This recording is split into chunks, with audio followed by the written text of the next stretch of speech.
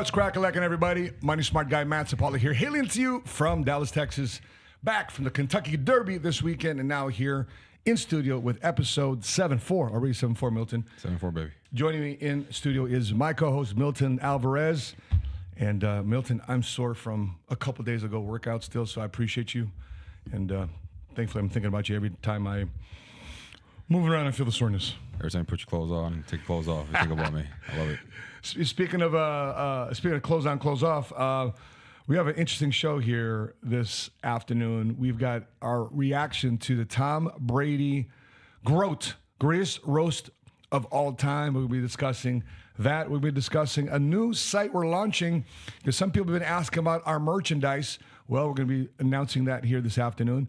The Federal Reserve Chairman Jerome Powell announced that he is not lowering interest rates, and we can be foreseeing a high interest rate environment in the foreseeable future. And what does that mean to you? You've also got some things here about myth busting Wednesdays. Which, by the way, I'm sick of busting these myths, man. I'm really sick of them. The biggest one for me is exercise, a waste of time. We have a group of influencers and podcasters who claim that exercising is a waste of your life and you should focus your energy on other things. And the second thing that I want to be able to ask any married man out there, especially for a man right now who's currently looking into that realm of his life, should a man wait until he has the funds to buy a nice ring for his woman, or should a woman wait for a man to be able to afford the big ring that she wants? What a great question. Also, speaking of marriages, dad says to his daughter, get a college degree that's worth it. She wants to go to a degree. Her brothers are doctors. And dad's ridiculing her somewhat, I guess, in this video, that degree she's pursuing is not worth it. So let's get started with the Tom Brady reaction. I don't know if you heard about this, but this past Sunday in Los Angeles at the Forum, Los Angeles Forum, where the Lakers back in the day, Showtime, was they made their name to cut their teeth, where the Buss family made the Lakers who the Lakers are, and they did a roast there of Tom Brady, who's from he's originally from San Mateo, California, but obviously 23 years in the NFL for the New England Patriots, greatest quarterback of all time, the GOAT, 7 championship rings. Well, they decided to roast him. He volunteered. He said, "Oh, no problem. I'm going to sign off on this. And I'm going to allow everybody to roast me." Celebrity lineup. If you know the drama also around a 23-year professional career, a lot of cameras have been around his life, his entire professional career. And before that, even in his amateur career, when he was a quarterback in Michigan. And they roasted him for 3 hours. They're just taking it out. No class, no taste, jokes, just tearing a brother down. Let's take a look at some of the things that people had to say in fun in this roast of Tom Brady. Let's take a look at this. Tom Brady, why do you look like a gay Tom Brady? You sometimes gotta your coach. You know who else they coach? Giselle. She that karate man. 8 karate class today, and she's still a white belt. The only bruises she had were on her ass. Do you know that every morning Kevin wakes up at 4 a.m. to make a movie? Now, I love your movies, or as I call them, short films. You have 7 rings. Well, 8 now that Giselle gave hers back. Tom also lost $30 million in crypto. Tom, how did you fall for that?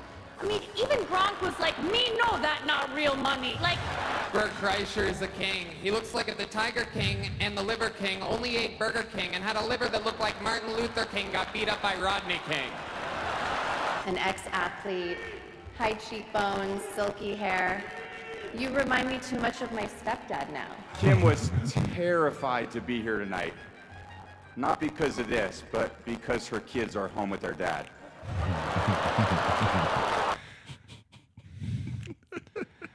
That one was good, man.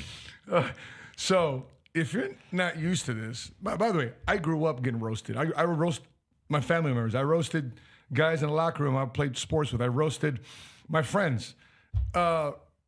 Roasting is a part of life. Yeah. But lately, I would say the last 4 or 5 years, especially in LA or especially in America, roasting and talking about there's a lot worse subjects they're talking about. A couple things I didn't agree with. You know, we're talking about this earlier. Talking about the other tight end of the Patriots, sadly, who got caught in a murder ring, and they talked about him. Yeah. They were kind of obviously ridiculing him. Yeah. The 2 guys that were presenting together, they brought up Hitler, and you talk about Jewish. I mean, that certain things that I mean, they crossed the line on a lot of things that crossed the line, Yeah. man. And so, but I'm looking at out of that portion, I love the roast. I love the comedy. I love the performances.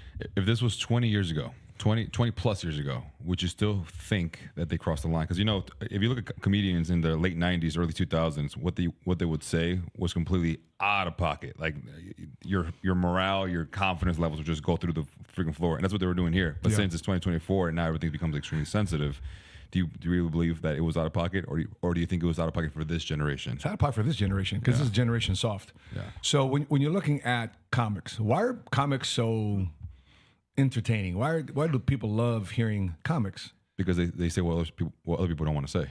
Exactly. Yeah. And they actually articulate it in a way that many people never thought of articulating because they arrest the thought. As soon as they think it, they laugh at it to themselves, but they arrest the thought and they arrest the outburst. Yeah. When it comes to it, a couple guys that weren't in favor of this, retired NFL star Jason Kelce. If you can take a look at my screen here, Jason Kelce here doesn't get the Tom Brady roast. My family's ruined. It's so funny. By the way, this guy's a man's man. Yeah. This is Travis Kelce's older brother. This is Jason Kelce, who looked out for his younger brother, Travis, who's dating Taylor Swift, right? Taylor Swift, who's a tight end for the Kansas City Chiefs, a two-time Super Bowl champion. Taylor Swift is tight end of the Kansas City Chiefs? Taylor Swift and Travis Kelce are dating. Well, we might as well say the NFL. Yeah. Because she brought a lot of eyeballs by dating an NFL player. But a lot of these guys, look at this quote. It was pure entertainment, and I'm really happy they did it. But I don't just get the roast, says Jason. I don't know why people do it. Maybe I take myself too seriously. It was star-studded. The best part about it was how many iconic NFL and celebrities of immense stature that were there. If you're looking at the woke nature of America today, the DEI and the ESG, the things going on in corporate America to make sure that people aren't, what's the word I'm looking for? They don't say things that are politically incorrect. Okay. This whole thing was politically incorrect. Yeah. The whole thing was off base. This whole thing was, one of my favorites was Hincliffe, right? Hincliffe, and I actually met Hincliffe in Austin, Texas. He hosts the #1 podcast in the world. It's all comedy. Yeah. And what they do, they judge. Comics come up, they do their stand up, they give them critique, they roast them. So he does this all the time. Yeah. And when we went to go see Rogan, when Patrick got interviewed by Rogan. Rogan takes us to this, and he takes us to the VIP section of his comedy club there in Austin. And on the wall of this comedy club in Austin, Texas, the headline was, Joe Rogan opens non-woke comedy club. And I'm thinking to myself, well, comedy's supposed to be non-woke. Yeah, correct. You don't have to label it non-woke. We already know it's going to offend a lot of people, and that's the fun about it. Yeah. So I don't know, man. I think there's a time we're in a situation. For example, side news, not we're covering it, but I'll share it here. Like the Boy Scouts of America are changing their name to be more inclusive. They're calling it the Scouts of America. Isn't there such thing as the Girl Scouts? There is such a thing as the Girl Scouts. So isn't that inclusive enough? Oh, so they're completely taking away the boy and the girl from the Scouts. They're taking away the Boy Scouts because some girls might want to transition to become a boy, and they may not be necessarily inclusive enough of a word to say Boy Scouts of America, even though the girl may not be a boy and she wants to be a Boy Scout. She doesn't want to join the Girl Scouts. So so for you, let me ask you this. For me, I'm still in a position where I really don't care, but I watch my words only because I feel like I have to watch my words, right? But you being in the position that you're in, how far you've come in your business, your career, your faith, everything that you stand for. Yeah. How much more does one have to tolerate certain belief systems before you say, all right, enough's enough, I actually want to address this subject matter? I think we have too much of that tolerance right now. So I think too much of the weakening and the lowering of the standard of the Christian faith has gotten people to say, let me be tolerant, be tolerant. But yet they're lowering the standard. And quite frankly, enough is enough. Actually, I commented on that news article about the Scouts of America. I said, stop it already. Done, stop it. And isn't kind of the premise of the Boy Scouts of America some foundation of some form of faith, some Christian faith and belief? So I think enough people aren't standing up and saying, stop. Enough is enough. Let's get going to something that's not politically correct. It's okay to say what's on your mind. And by the way, here's my thoughts on the Tom Brady roast. Number one, bring this damn thing back. Bring more roasts. Giselle, who's the ex-wife of Tom Brady, she says also herself, I didn't like it at all. I think you disrespected my family. Right? Yeah. So in other words, certain roasts are, especially if you're a public figure. Yeah. If you're a public figure, if you want to get married to somebody that's a celebrity, you got to expect critique. Yeah. If you want to be a politician, you want to be a public figure, influencer, guess what you have to expect? Some form of critique. If you're building a social media channel, I don't care if you're a A-list celebrity or somebody that's starting to grow your local business. A lot of people don't do that because they're afraid what people say. Because they care too much about what people believe about them. And by the way, I personally, and you guys may not know this, but I actually respond to all the comments. And I read about 50, 60, 70% of the comments I can get to. I'm going to get back to all of them, but I read them. Do you know why? Because sometimes the roasters, the roasters tell me the truth. Yeah. So number one, bring this back. Bring back more roasts. Don't be so damn sensitive. And the second thing is, here's why. It reveals to me what people are already thinking. It reveals to me what your position is. And by the way, I'm glad you know. Therefore, I'm to play that damn, what do you call that word? The passive-aggressive game. And here's the third thing, too, as well. Don't take yourself too damn seriously, man. Laugh at your shit. I mean, by the way, my book, Faith Made Millionaire, was all the crap I was going through. I wasn't laughing at it while I was going through it. But sure, I'm laughing at it now. You know why? Because through the faith process, through the growth process, I was able to say, you know what? Thank God it happened to me. How many times somebody ever asked you this question? What would you change? What would you change? Going back, what would you change? What would you change? How do you answer that question? Nothing. That's the thing. Why would you change anything? I believe if something were to change, although we think in the moment that things would be better, I believe that they would be a lot worse. Or if not, you wouldn't have been able to be in the position that you're in today. Personally. Let me do a counterpoint to that. Yeah. There's a lot of things I would change. Yeah. Because I'd be further today. Yeah. Or in a different element. Now, possibly could that mean I don't meet you? Yeah. That I don't meet my kids? Yeah. That I don't meet my wife? Yeah. Who knows? Yeah. I don't know. But maybe there's another version of you. Yeah. Another version of my wife. Maybe them, but a different, like another dimension, another parallel universe. So check this out. I want to share this point. As you know, 2016, my father passed away from cancer. So once in a blue moon, life shit hits the fan, and I'm like, damn, Dad, this is where I kind of wish you were around. Cool. About 2-3 weeks ago, I was just praying, and I was talking to my dad. I still have those moments where I'm like, Dad, show me, give me a sign, give me some wisdom. And when they buried my father in 2016, a monarch butterfly flew past my face. And for some reason, every time I think about my father, same thing happens. Cool, not a problem.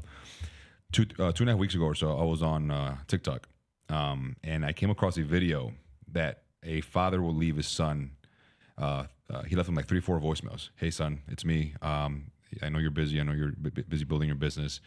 I was wondering if you want to go fishing this weekend. Second voicemail. Hey, son, look, I just really want to see you. I'm willing to go eat with you anywhere you want to go. Literally name the restaurant and I will be there as long as I'm able to work. Just be in front of your presence. Bring your laptop. Work in front of me.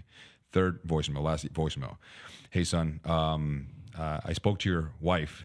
And she told me that you're not in town, but if you can just text me back, just send me a text to know that you're alive. That'd be great. And then the last voicemail he got was from his mom. Hey, son, your dad has passed away. Cool. So those voicemails froze me because that was exactly what was going on with my father and I during that time. I wasn't building a business. I was just working multiple jobs, trying to make a living, trying to afford myself. I didn't have a wife, but I had a fiance during the time. So my body went into complete shock because I felt like that spoke to me very loudly. Cool, not a problem. I have a best friend in Chicago. His name is Manny. I haven't spoken to Manny maybe in about 2-3 weeks because he's busy building his own thing, and I'm over here doing my own thing. About 3 days after that incident happened, at 1-2 o'clock in the morning, he shoots me a message around 8 a.m. He's like, hey, Milton, whenever you're not busy, please shoot me a call. It's very, very urgent. Cool. Fast forward. I shoot him a call. Hey, bro, what's going on?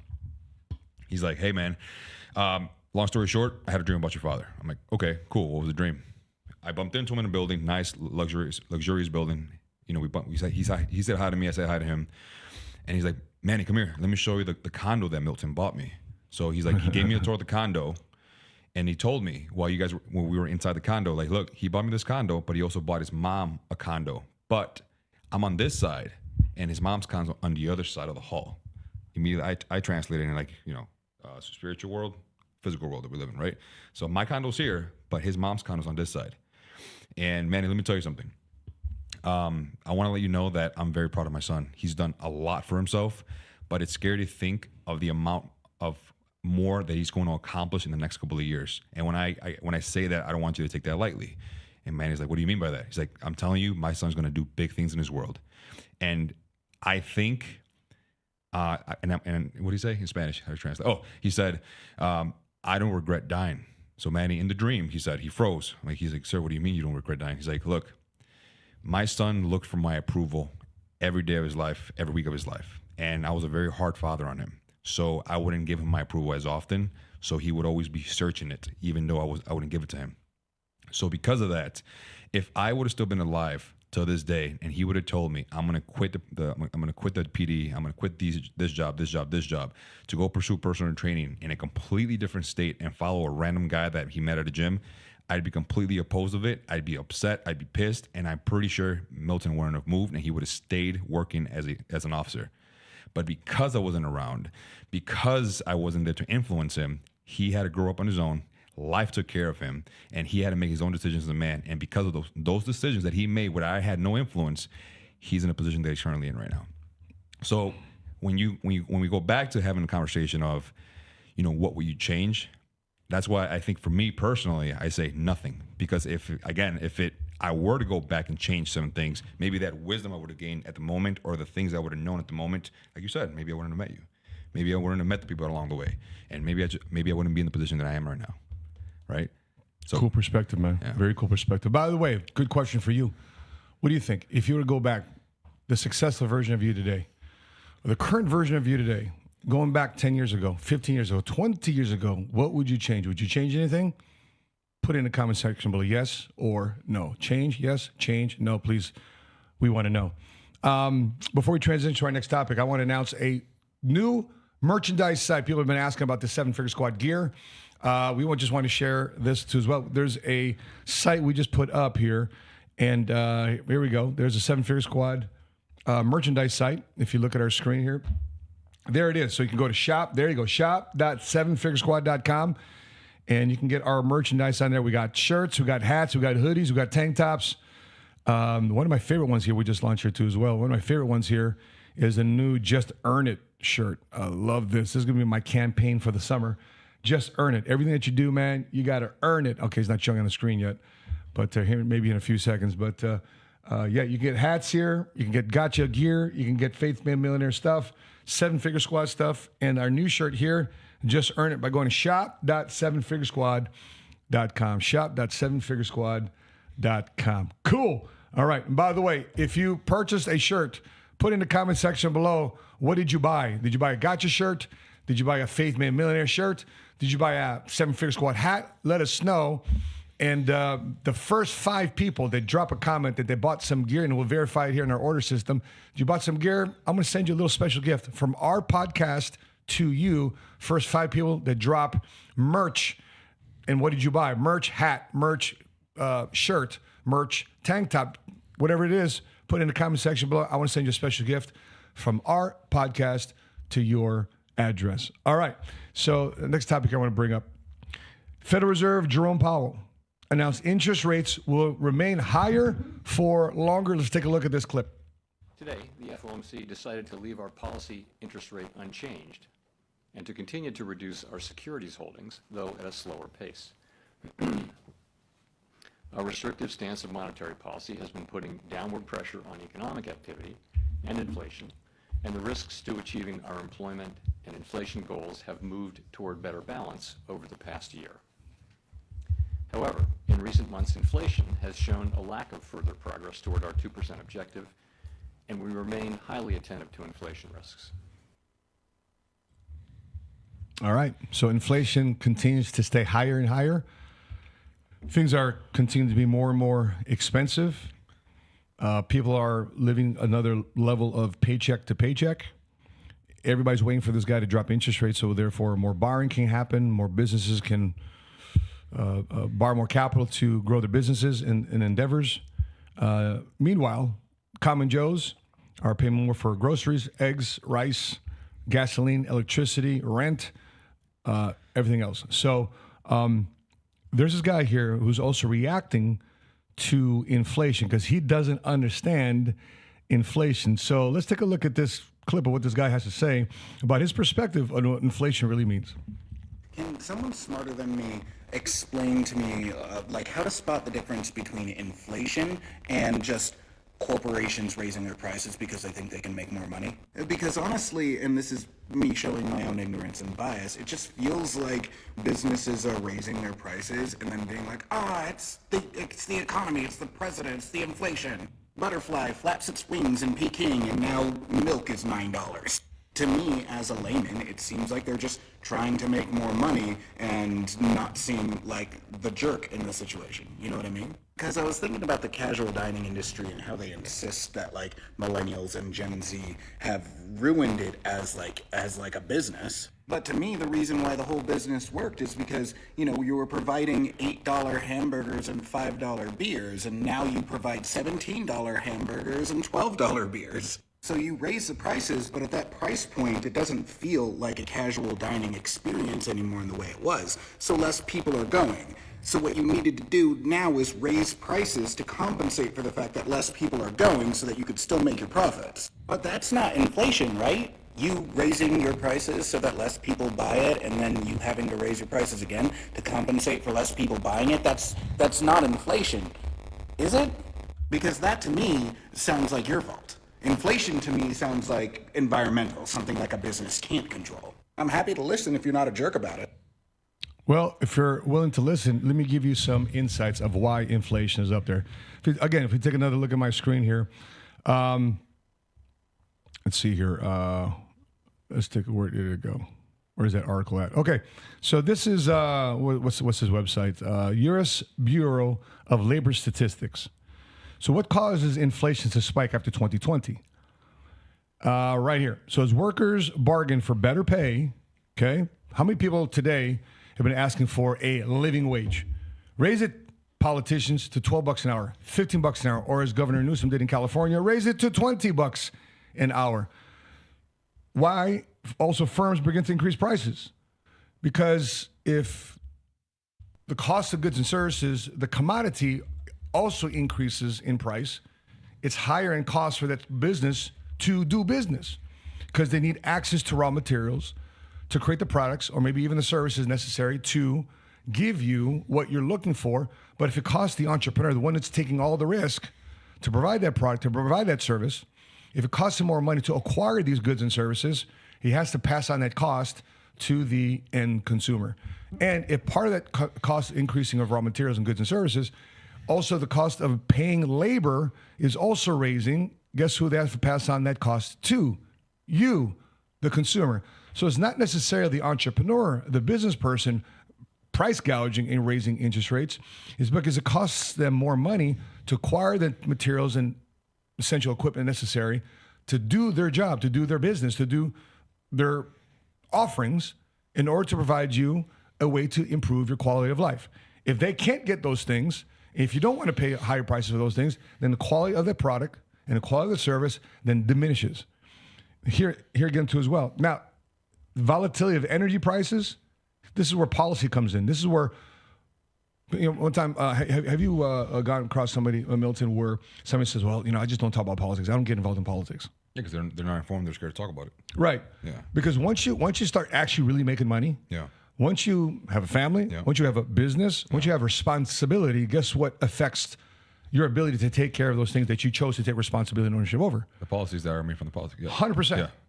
These policies, these politicians affect everybody's lives. And so as a layman, you may not be aware of a lot of these things, which I appreciate you putting this out there. And again, backlogs for work orders for goods and services. If I go back to my screen here, backlogs of work orders for goods and services caused by supply chain issues. Can you go back to my screen? Backlogs of work orders for goods and services caused by supply chain issues due to COVID-19. So COVID-19 set things back. Do you remember the time where these container ships coming from China, coming from overseas, deliver these products over from overseas, so the entrepreneurs here can put it in stock their shelves with? Yep. It was delayed. Yep. They couldn't get out. And then companies like Home Depot said, listen, we're not waiting for these ships. We're going to hire our own Maersk ship and we'll send it over ourselves. But instead of costing us $5,000 a container to bring it up from China, now we got to go out there and bring it back. Now it's going to cost us $15,000 per container to bring back these products. And guess who they pass on that cost to? Yeah, the consumers, right? They pass it on to consumer. Yeah. Big reason why the 99-cent store no longer exists. The dollar, you can't buy anything at the dollar store any longer for $1 because it costs them more than $1 to acquire, to sell it to you for. If they sold it to you for $1, they'd be losing money. Yeah. And that's why now today they're out of business. So the concept of even the dollar store is out of business. And last but not least, price changes in the auto-related industry. Why auto-related industry? It's because in order to get these things to you, they need to put it on certain transportation. Yeah. A train, a plane, a boat. And guess what they also need? Gas. Back to the energy prices, volatility of energy prices. So they have to pay more money for gas to transport it to your local Walmart, to transport to your local Walgreens or your grocery store. That's why these things are skyrocketing, and why lowering the interest rates is very helpful for a lot of businesses because they can get money back to circulation. But the problem, though, is the last 4 or 5 years, 80% of all the money printed in the history of America, going back to 1776, has been printed in the last 4 or 5 years. Yeah. So stimulus. You remember those months? Remember those months when people said, I'm not going to work. I got a $5,000 unemployment check and a stimulus check. I'm just kicking back. Well, guess where that stimulus money was added to? The national debt. So indirectly, we're paying for it through our taxes. And now we're paying it for a high interest rate environment. So to me, I'm studying what you're saying. And from an outside perspective, from someone who didn't study finance most of their life, I see it almost as a cycle from what you're saying. And correct me if I'm wrong or guide me if I'm wrong. For a consumer, it means higher prices. Yep. For the economy, it means less spending. And for a small business owner, because what happens when you raise prices, you end up spending less. Correct. Yep. So it's less spending for our economy. So for a business owner that's service-based or product-based or anything that involves that, it means loss in revenue, which then causes, like we were talking about, like a bandit over a bullet hole, it causes the quality of the product or service to drop, which then affects the consumer. By the way, have we noticed in the last 2, 3, 4 years the lack of quality of service even in the restaurants? Yeah. Like people, how about this? People just expect tips. Yeah. You go somewhere, you go to Starbucks, tip. Or they already add the tip to the receipt. Right. Like what is it, like a 12%, 13% tip already added, and they expected to add the other, 8% to complete a full 20% tip. We went to Kentucky Derby. We went there, and went down to 4th Street Live there, downtown Louisville, and we go eat at Guy Fieri, the guy with the blonde hair, eats diners, drives, and dives, or something like that. Yeah. And so we go in there. We just walk into the restaurant expecting to be seated by a host or a server. Nobody comes up to us, bro. Guy Fieri's restaurant. You expect some form of hospitality or some service. The only people working there, bro, is a cook in the back who's sweating over the barbecue, and the assistant, I don't know, chef, I guess, that's helping him out. But really, and the tables were still nasty. Food was still nasty, and food was still on it. They didn't spray it down to clean it off, so it was just sticky. Barbecue sauce. Like, by the way, have you guys noticed that the quality of service at restaurants, have it increased or has it decreased the last 4 or 5 years? What's been your observation? But yeah, back to your point. Yeah. It has been decreased. So then that forces consumers or employees, I would say also as well, to then look into getting loans out since they can't afford things. And then loans from, credit cards, car notes, XYZ. Yep. And then that's extremely way too high. So again, then that impacts the spending rate again, which also keeps impacting the small business. So from what I see here, and if I'm wrong, correct me, regardless of what's going on, whether it's because of loans, whether it's because of less spending or higher prices, the person who has a small business, whether it's product or service based, those are the people who are getting impacted the most at the end of the day. 100%. Let's take a look at this article, Jordan. If we can take a look at my screen again, dug at this article from Newsweek.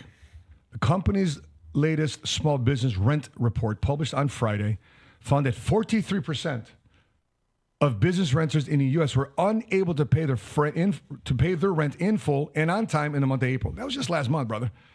Such a high delinquency hasn't been reported in the U.S. since March of 2021, at the height of COVID-19 pandemic, when it reached 49%.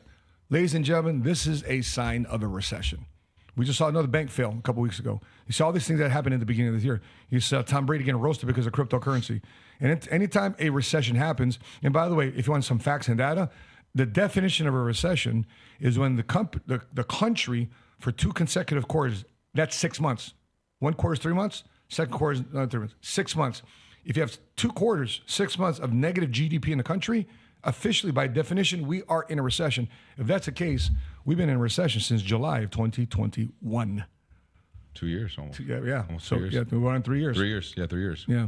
So when you look into this situation, when you look at the situation, it's shocking how many people are still getting ahead and how many businesses here. Because if times are tough, and here's another thing too as well. What does Jerome Powell say about the interest rate? Here's an interesting thing from his last interview here. If you look back on my screen, there it is. Okay, right here on my screen is he was asked about price levels. Okay, he asked about price levels. Because people are, listen, we get the inflation rate, we get the interest rates, but how are things coming down? We want things to come down. Where is it here? I had it highlighted. Okay, it must have not gotten highlighted. Powell said high prices for basic necessities explains why Americans have been relatively dissatisfied with what has otherwise been a pretty good economy. Good economy to who? Yeah. Good economy to who? Right? And by the way, this is the narrative that keeps being pushed by this administration. And even though Jerome Powell says, no, we don't do anything based on politics. Okay, so who's this economy good for? Well, I'll tell you this, not to be cynical, it's been a great economy for me. A lot of people have been suffering depending on their industry. For me, being in the insurance industry and financial service, it's been a great economy. So certain industries get impacted the most when times like this come. Why? Here's another thing why. I've never built a business for the last 25 years where I had to raise capital, basically getting investors to come in, or borrowing money from the SBA. I don't know how to fill out a business loan. I've never, even the PPP loan, brother, when they're handing out the PPP loan, the loan for the stimulus for small business owners, and if you get this money, Biden says you don't got to pay it back. Okay? We didn't apply for it. Zero. Why? Because we have cash in the bank. And from a moral standpoint, so you know what? Let other businesses that have higher cost of doing business than us we don't want to take our spot in line from someone who's in a much more needier position. Yeah. Let's them get their money. So I don't know how to fill out a business loan. I don't know how to use credit to build a business. All I know is how to make money, keep my expenses down.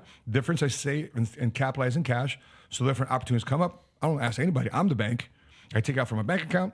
I take out from my life insurance policies, and I go forward with whatever decision I make from there. I forgot I had money on my life insurance policy. That's nice. That's a nice reminder, man. What a great reminder, huh? That's a nice reminder. But it affects a lot of folks. You ask, who does it really affect? Here's another thing, too, as well. Who's really affected by this? You know what? Let me go back. Let me see if I can find this. I want to get his words here. But here he goes. Jerome Powell said in terms of prices, the prices of some things will decline, others will go up. But we don't expect to see a decline in the overall price level. So what does that mean to the common person? Don't expect the cost of gas, the cost of food, the cost of rent, the cost of electricity, a lot of these things that we pay for on a daily basis. According to the Federal Reserve Chairman's words, I don't expect to see a decline in the overall price level. Now, you can be complaining about that. You can be pissed off about that. But this is a sign that you need to bust your tail on earning more money, on finding ways to increase your income. Well, I'm just curious, Milton, what's been your observation? You've been hanging around me. You've been hanging around all the workshops we're doing for the Common Joe here at PHP and my team here at PHP called the Money Smart Movement. What's been your observation from guys and gals you see coming in and out our offices in terms of this situation?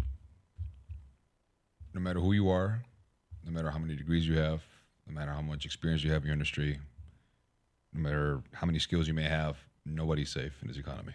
Nobody. Nobody's safe unless you've mastered or have an idea of the money game and you're building something for yourself.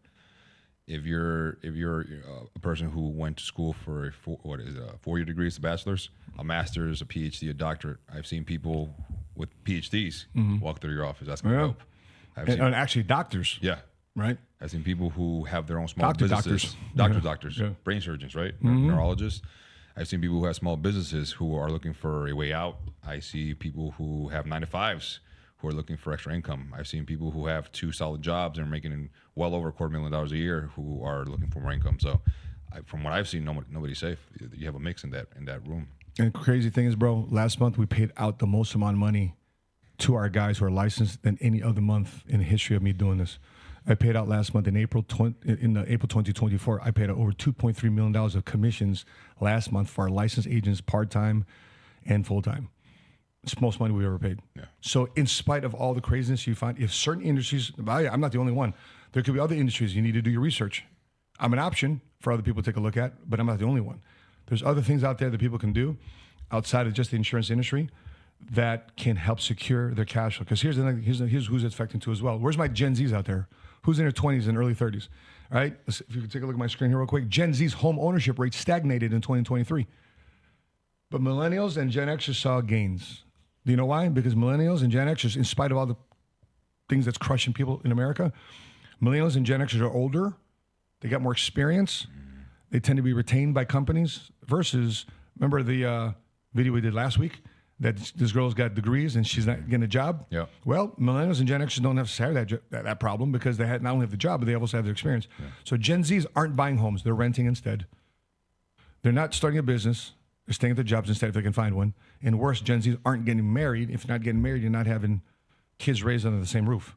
So it's really affecting this generation of the Gen Zs. And my kids are Gen Zs, and thank goodness they have a conversation with me frequently about this type of topic.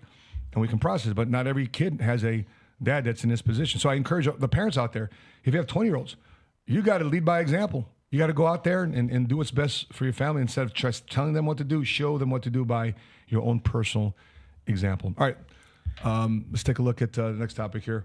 You got some myth busting stuff. Let's do the myth busting, man. And same thing I told you. So in your I guess the beginning of you starting off with focusing on your health.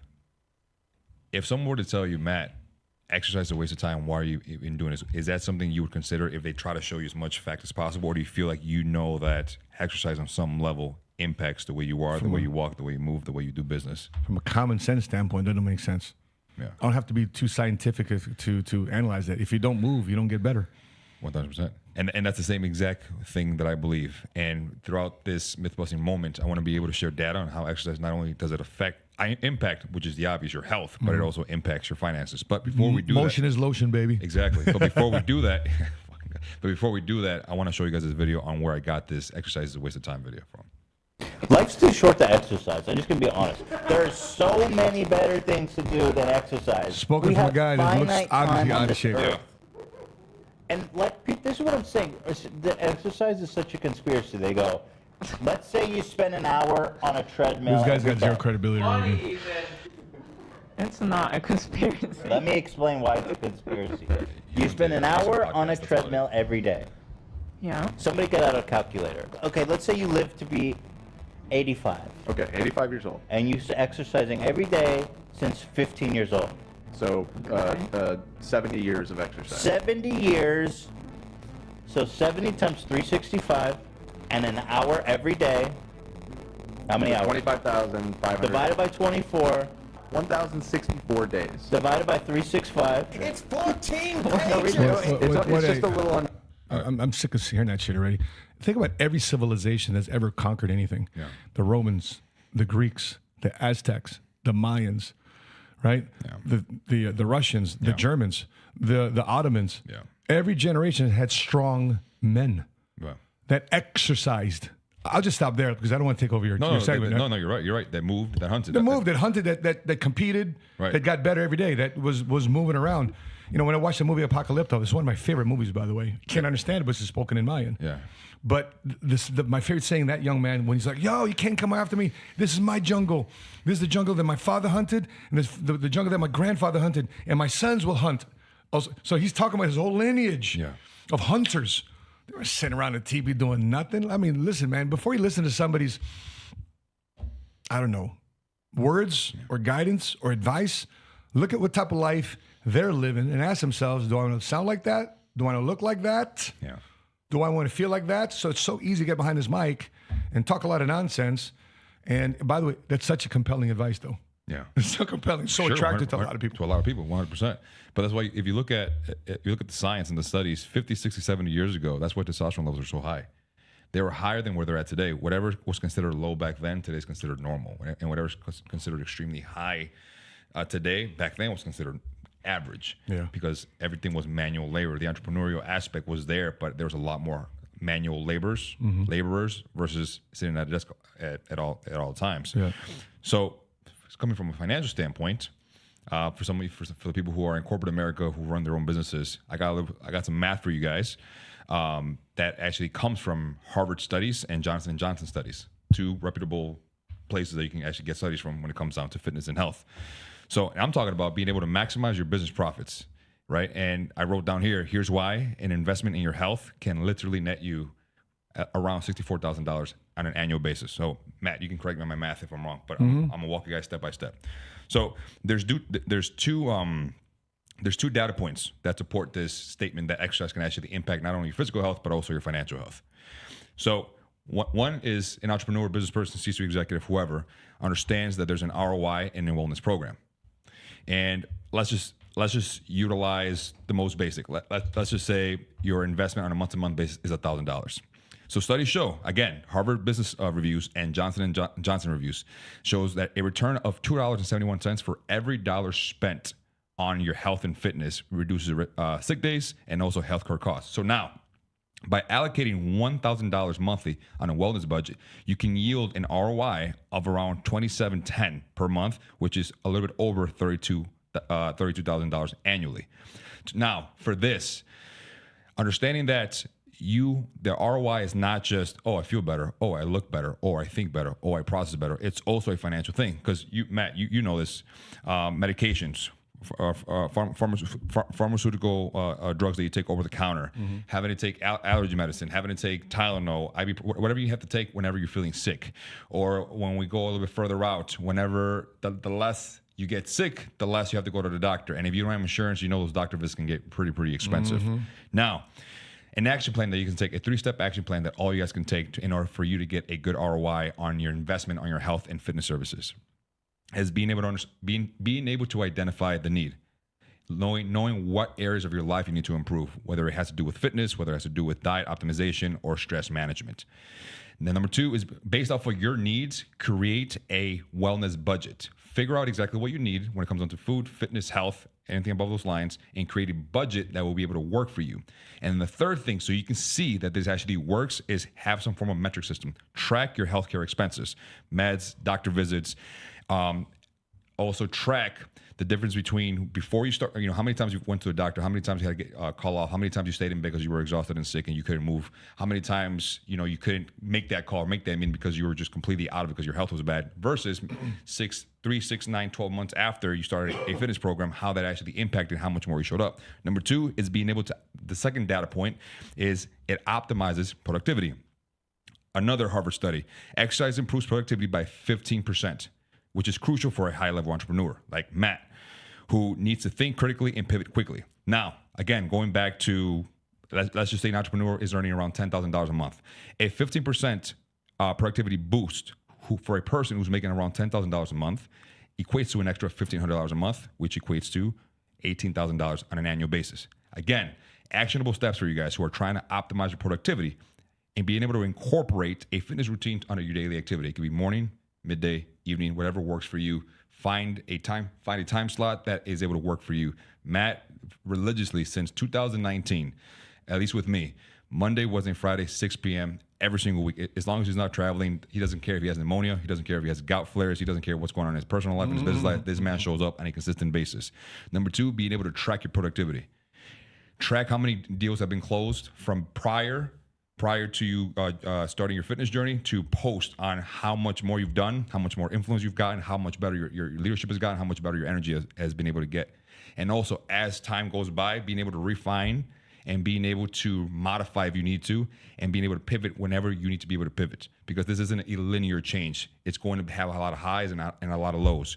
But I urge every single listener who's listening to this podcast right now, when it comes down to this aspect, to make sure that you prioritize your health, because your health is going to make a massive impact in the way you look. It's going to make a massive impact on the way you feel. It's going to make a massive impact on the way you think. It's going to make a massive impact on the way you treat people, the way you treat yourself, and the way you treat your business. And the way you treat people, and the way you treat yourself, and the way you treat your business is going to impact the way your pockets are looking.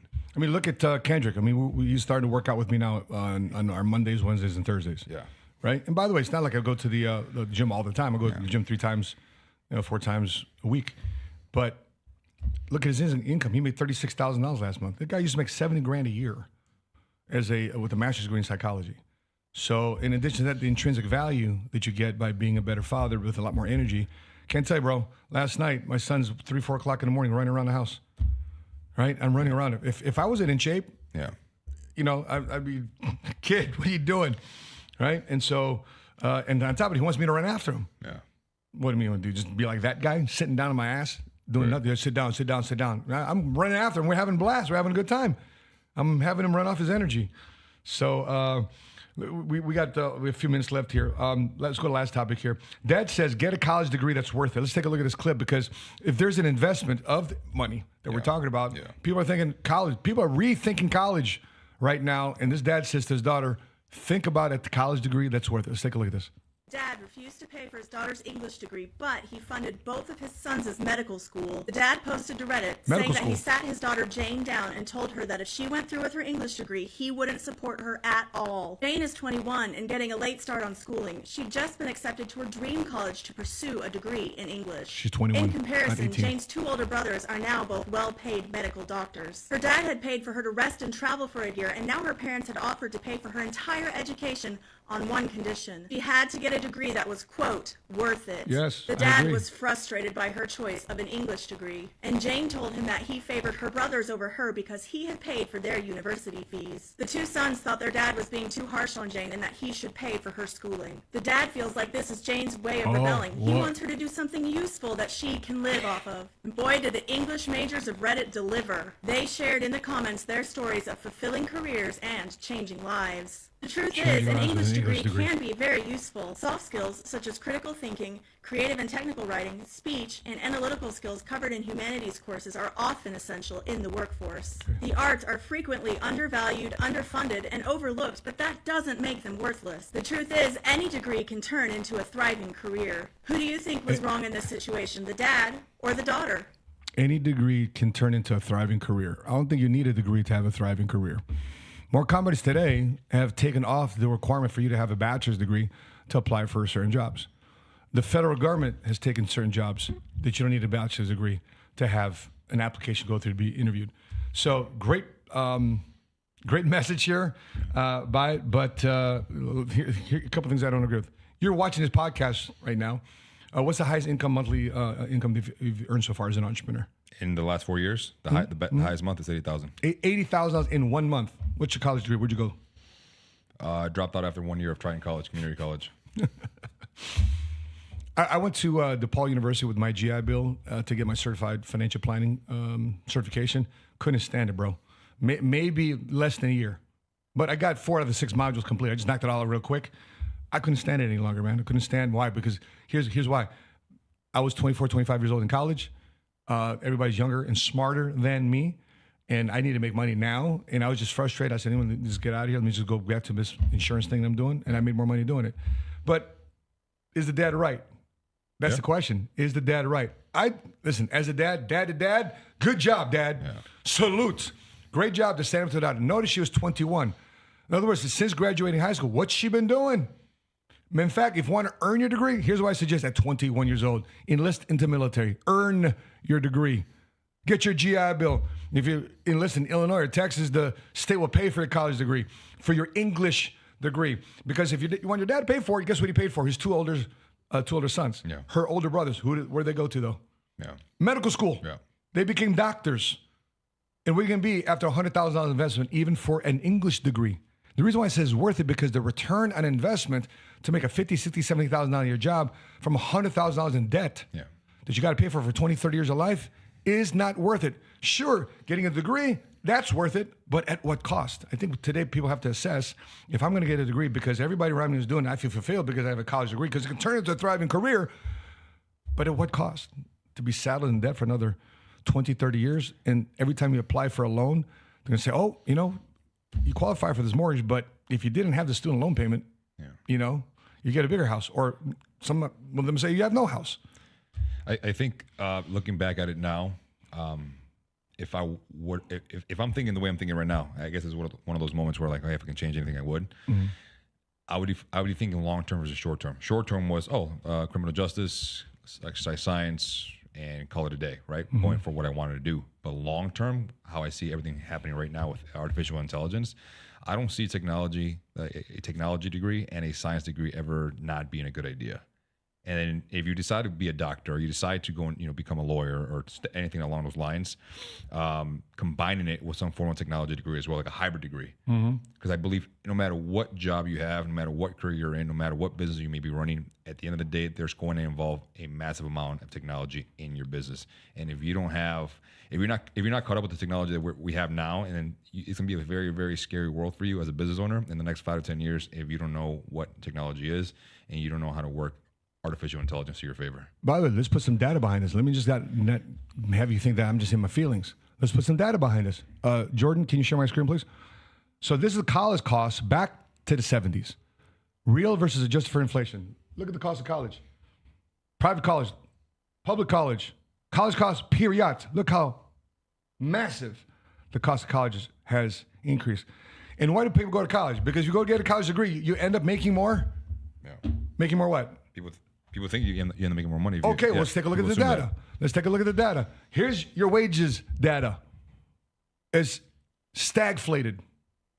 It's gone sideways. Whereas college, wham, ramp up, compounding. That's how you want your investments to look like. Bro, I remember about 10 years ago. Wages. Yeah, There it is. 10 years ago, you needed a bachelor's or a master's degree to be a police officer. And I remember in 2013, you needed a bachelor's degree to become a personal trainer at Lifetime. Crazy, man.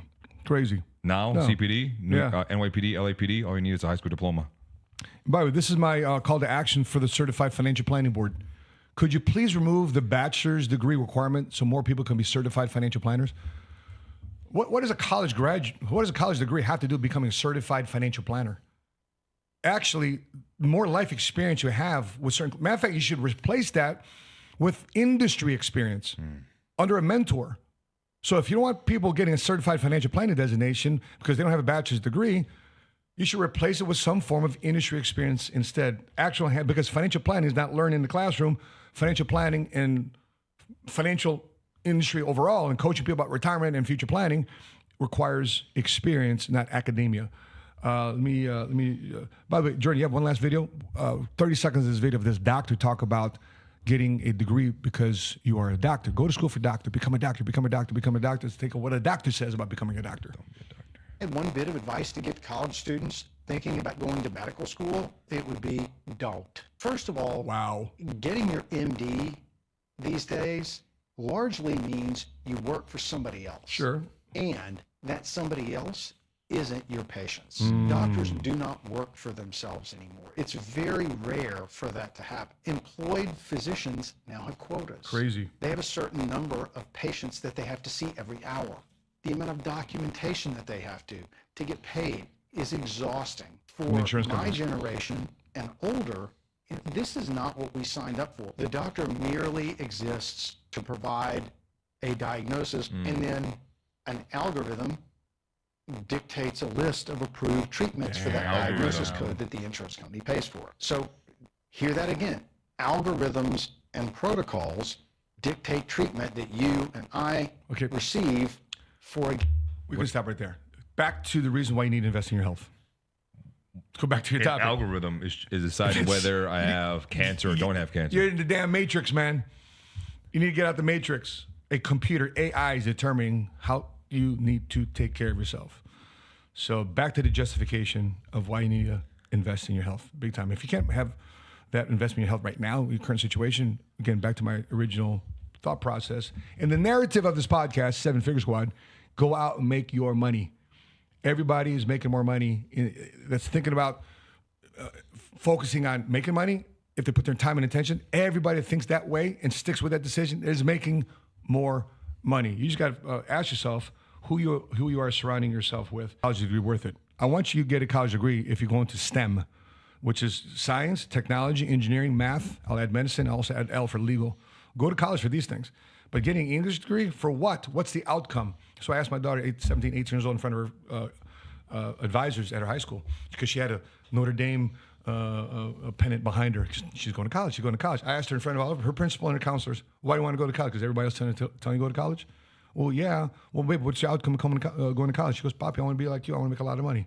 Well, counselors, principal, I live here in the Hinsdale area, where a lot of people go to the NFL or into levels of higher success in corporate America, and your dad doesn't have a college degree. So counselors, principal, if the narrative here at this school is for my daughter to go to college and it's only be successful, you're looking at an example right now that she lives with, then they have a college degree and can afford to live in this neighborhood here in Hinsdale. By the way, two former Hinsdale Central football players got drafted by the Bears in the last couple of years. So it's been pretty cool. Yeah. They're all linemen, though. Yeah. They're all linemen. Big boys, right? But final thoughts, man. Go get rich. The premise of this podcast is so you can have finance, entrepreneurship, fitness converge with faith. And we want you guys to know that in spite of all the different things that's going on in America today, if you decide to take ownership and responsibility over it, a lot of things can happen to you and for you instead of against you if you decide to be proactive in your future success, especially with your future income, just like Milton here and many of our listeners have had to as well. So if you don't have the community to plug into, if you don't have somebody to talk to about executing these type of things, I've got offices across the country. I've got offices in Dallas, Chicago, Orlando, Fort Lauderdale, offices in Tallahassee, Miami, Atlanta, and Memphis. And I can plug you into one of these offices if you're watching this podcast from those areas. I can plug into a local office, so therefore you can surround yourself with a different environment. So therefore you can think like a millionaire, you can strategize like a millionaire. So therefore one day you can become a first-generation cash flow millionaire. Last but not least, don't forget, go to shop.7figuresquad.com to pick up your merch. If you're one of the first 5 people to buy merch, and comment in the comment section below, merch, hat, merch, shirt, whatever you bought, put merch, whatever. I'm going to send you a special gift from my podcast here, our podcast here, to your address for being one of the first 5 customers of the 7 Figure Squad merchandise store. That being said, God bless you guys. See you Friday. We have another special we have a special guest coming in from New York. From New York, sir. We're going to be talking about trading and talking about how to make money trading. So stay tuned here on Friday, noon Central Standard Time. That being said, subscribe, like, comment below. Agree with us? Don't agree with us? Please, we want to know. Till we meet again. Continue to live smart. Continue to love smart. And be money smart today.